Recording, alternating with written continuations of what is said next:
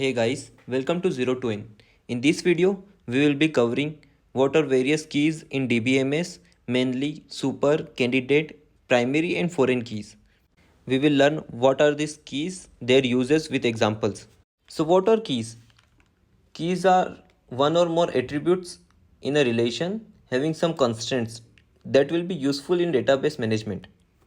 Keys in database provides ways to uniquely identify records, tuples within a relation or table, and to establish relationship between tables.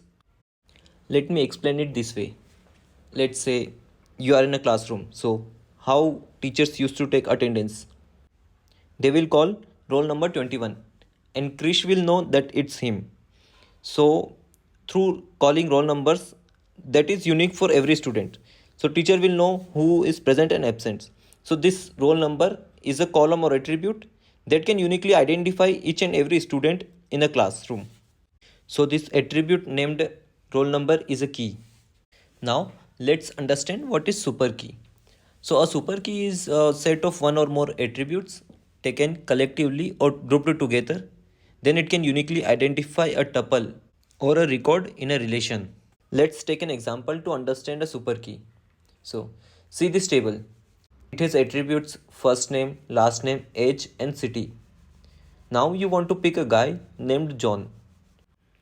So what is the key for this table? To uniquely identify a John. Let's say we kept it as a first name as a key. So and we search for John.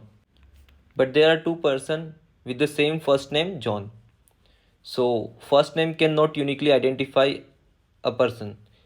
So let's say we add last name also to our key. So now the key becomes first name and the last name. Now we again search. So a guy named John and last name as A. But there are all again two entries with the same John and last name A. So let's say you include city also in the key. Now there again two entries. We cannot uniquely identify which John you are referring to. So one John having John first name as John, last name is A, age 20 and city X. And the second John having the first name, last name and city same as the first John. So we need to include age also in the key. So now if we say we want a person with first name John, last name A, age is 20 and city X. So we will be sure that we are getting a unique entry for those attributes we have chosen as a key. Similarly, you can check for Nick also.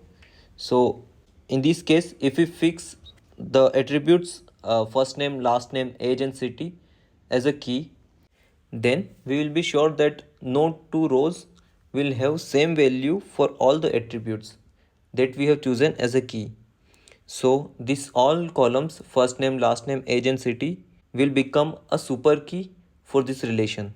If we remove an attribute from the set of attributes we have chosen as a super key, then also that remaining set of attributes can uniquely identify a tuple in a relation, then that removed attribute is an extra attribute that is in the set of super key. So in the above case, if you see, then city is an example of that extra attribute, and the remaining left attributes like the first name, last name and age will again form a super key, and that is the minimum set we need to keep to uniquely identify tuple. That minimum set we will refer as candidate key. So what is a candidate key? A minimum set of attributes that can uniquely identify tuples in a relation. A candidate key can also be a super key, but super key may or may not be a candidate key because super key may or may not have extra attribute, but candidate key will be minimum set of attributes. A relation can have one or more candidate keys, but the one chosen by database designer as a principal means of identifying tuples within that relation is a primary key.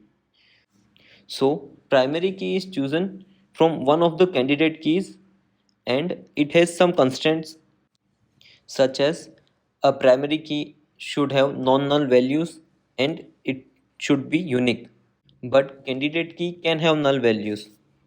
So this is an example of a query to add a primary key into a table while creating the table itself, and there is also a way to add a primary key after the table is created using alter table command. Now let's say we have two tables in a database and there is some relationship between the two tables. So how do we specify that relationship between those tables? That's when foreign key comes into picture. So what is a foreign key? A foreign key attribute is used to denote the relationship between primary key of a referenced relation to the referencing relation.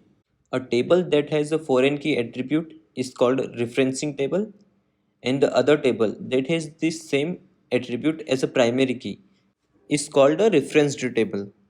So adding a foreign key in a table adds a constraint that if an attribute is chosen as a foreign key, then it can only have the values that are already present in another table's primary key. Now let's take an example to understand the concept of foreign key. See this student and department table having just three columns each, and the department ID is common between the two tables. The first student table is a referencing table, the second department table is a referenced table. So the department ID is foreign key in students table is referencing to the department ID as primary key of department table. As a student can only have a department that are present in their university, hence now the department ID in student table can only have the values that are present in department ID of department table. I hope you understood the concept of keys in database, and if this was useful then please like this video and share your comments below. Thanks for watching and subscribe to this channel for more such videos.